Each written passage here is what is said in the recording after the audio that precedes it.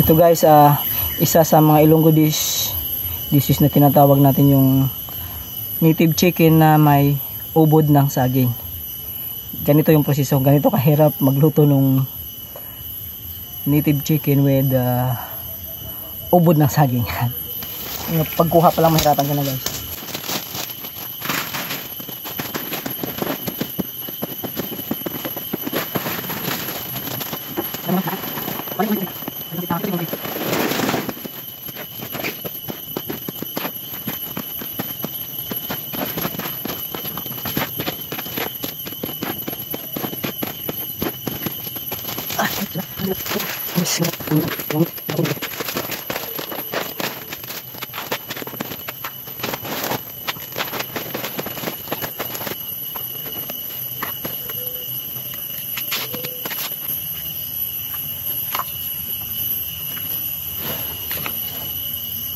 Ito lang yung pinahalo guys. Ito lang yun. Yan, ganito ko busisi. Yung native chicken with banana steam. Ngayon guys, simulan natin ang paggayat nung inner steam nung saging. Ganito paggayat guys para magawa natin yung inubadang manok. Ganyan kadami guys. Ito kadami yung banana steam. Banana steam ngayon gagayatin natin, tatanggalin natin yung dagta. Ganito yung proseso ng paggawa nun guys, pagluto ng inubadang manok.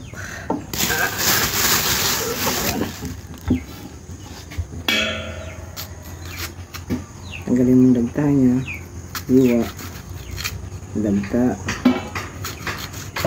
liwa, dagta, ganun. Ganito na yung dagta guys, oh. Ganito kadami yung dagta niya. Natanggal natin.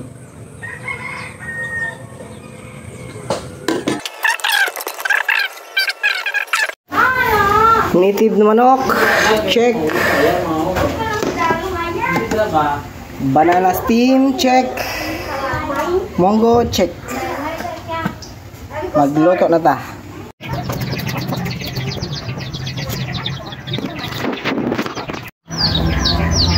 Paminta, paminta powder,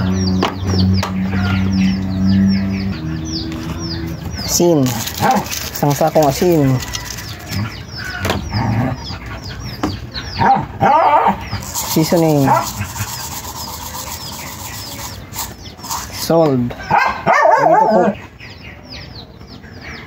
mekas.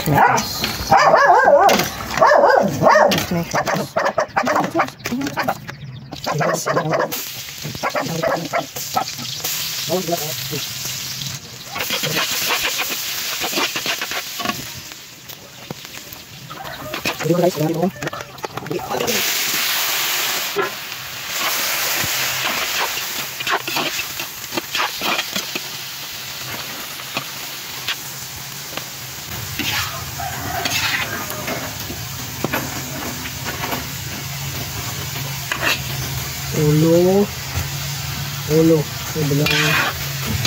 dalawang malalaking manok ay tag 2.5 kilos, mga 5 kilos na native chicken.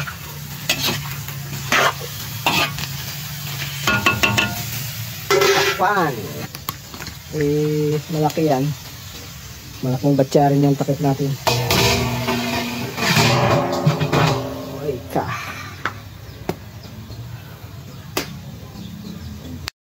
Hintayin lang natin tumatuyo guys, parang ano talaga, yung adobo talaga siya.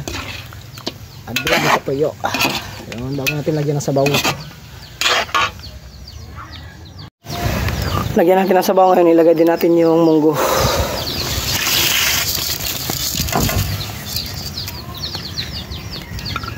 Munggo natin guys, nalagay natin yung munggo. Haliin na natin.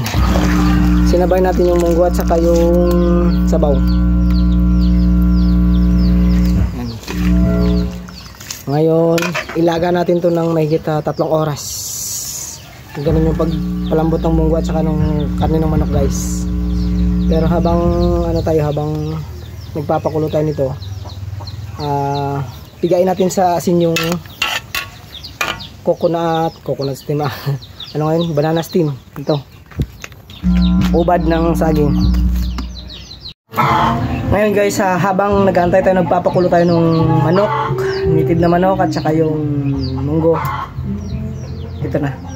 Ito yung banana steam o ubad ng saging. Gawin natin dito is lagyan natin ng asin. Pigayin natin sa asin guys.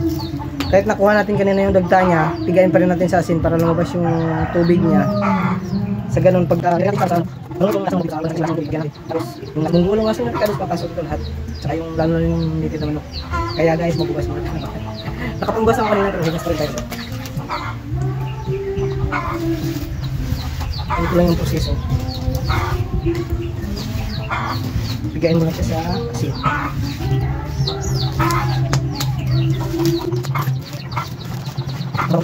Kaya kayong sa mga lunggo.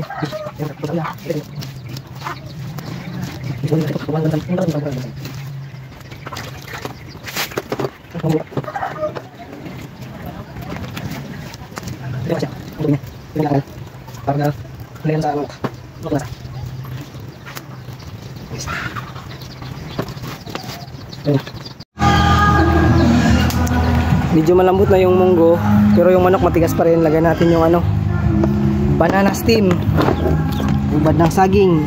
Ubad ng saging. Yeah.